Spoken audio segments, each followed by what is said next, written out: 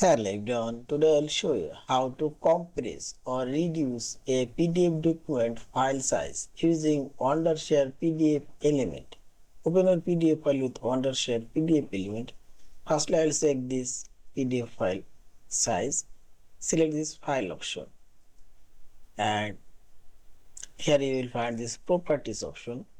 This properties option, go description, and this is file size 4.8 MB. Now close. Now select this tools option, this menu bar, and this is compress option. Click here and now select. You can select high compress, medium, low, and set to source folder or accessory folder. Select apply and open folder,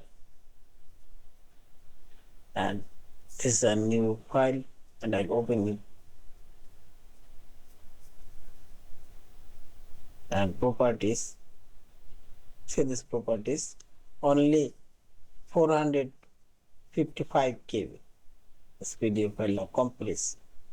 Yeah, in this way you can compress your PDF file. Yeah, this is. Thank you for watching. Please subscribe, like, share, and comment.